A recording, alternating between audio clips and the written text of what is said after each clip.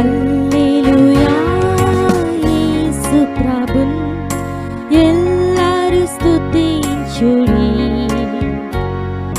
వల్లభుని చర్యలను తిలకించి స్తుతించుడి.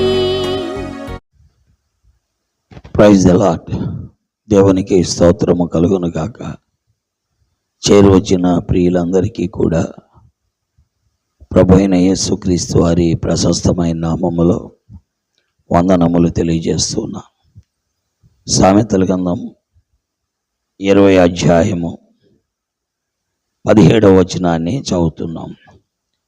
మోసము చేసి తెచ్చుకున్న ఆహారము మనుషులకు బహు ఇంపుగా ఉండును, పిమ్మట వాని నోరు మంటితో నింపబడును. దేవుని యొక్క లేఖనములలో నీతిమంతుని కలిగిది కొంచెమైనా బహుమంది భక్తిహీనులకున్న ధన సమృద్ధి కంటే శ్రేష్టం. కాబట్టి నీతిమంతులుగా మనము జీవించాలి అనేది దేవుని యొక్క ఉద్దేశం. మోసము చేసి ఒకవేళ మనము తెచ్చుకున్న ఆహారము మనకు ఎంతో ఇంపుగా కనబడుతూ ఉంటుంది, పిమ్మట మన నోరు అది ఎలా ఉంటుందంటే మంటితో నింపబడుతుంది. కాబట్టి వ్యర్థమైన దాని ద్వారా మనము ధనమును కానీ ఆహారమును కానీ సమకూర్చుకోకూడదు.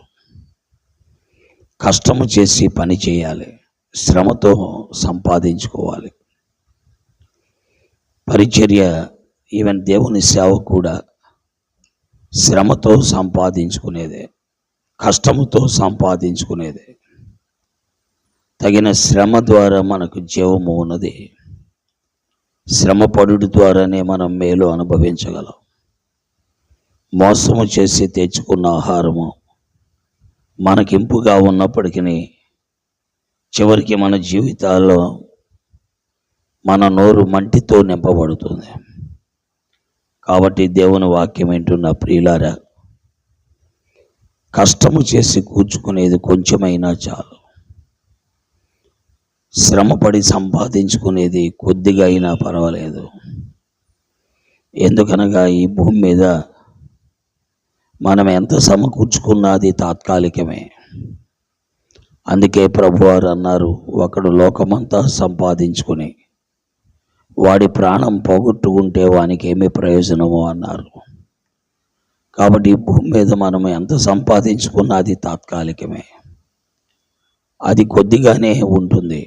కాబట్టి గుర్తెరిగి ప్రభుని వెంబడించే మనము ఆ ప్రభు యొక్క మార్గములో శాశ్వతమైన దాన్ని సంపాదించుకున్నట్టు కొరకై యథార్థమైన మార్గాన్ని, నీతి మార్గాన్ని వెంబడిద్దాం.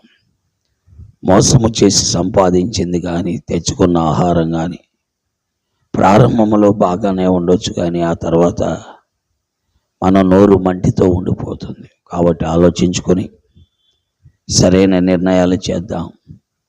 ఒకవేళ ఇలాంటి పనులు లోకస్తులు చేస్తే చేయొచ్చేమో, కానీ క్రీస్తును నమ్మిన వారు, విశ్వాసులైనటువంటి వారు అసలు చేయకూడదు. దేవుడు వాటిని ఒప్పుకోడు. దేవుడు యథార్థవంతుడు, పరిశుద్ధుడు, పవిత్రుడు, నీతిమంతుడు. ఆయన దగ్గర ఇలాంటి అక్రమ క్రియలకు చోటు లేదు. కాబట్టి విశ్వాసులమైన మనము, క్రైస్తవులమైన మనము ప్రభువుని నమ్ముకుని నమ్మకంగా ప్రభువును వెంబడిద్దాం. తద్వారా మనము, మన బిడ్డలు, కుటుంబాలు దీవించబడదాం. దేవుడి మాటలు మన మధ్యలో దీవించి ఆశీర్వదించునుగాక. ఆమేన్. పరిశుద్ధులైన మా తండ్రి, ప్రేమగలిగిన మా ప్రభువా, ఈ మాటలు సామెతల గ్రంథం 20వ అధ్యాయం 17వ వచనం ఎంతో విలువైనదిగా కనబడుతుంది. మోసము చేసి తెచ్చుకునేది ఏదైనా మా జీవితానికి కీడే. ప్రారంభములు అది మా జీవితానికి ఎంతో మేలుగా కనబడినప్పటికీ రాను రాను అది మాకు మంటితో సమానంగా ఉండేది. కాబట్టి ఎల్లప్పుడూ నీతియుక్తమైన, యథార్థమైన తండ్రి, మాకు కలిగినది కొంచెమైనా నీ అందరి విశ్వాసముతో జీవించి ఆశీర్వదించబట్టు సహాయం చేయమని మా జీవితాలకు మేలు చేయమని, విన్న వారికి కూడా మేలు చేయమని యేసుక్రీస్తు వారి దివ్య నామంలో ప్రార్థిస్తున్నాను తండ్రి. ఆమేన్. ప్రైజ్ ది లార్డ్ అండి. దేవుడు మిమ్మల్ని దీవించి ఆశీర్వదించును గాక.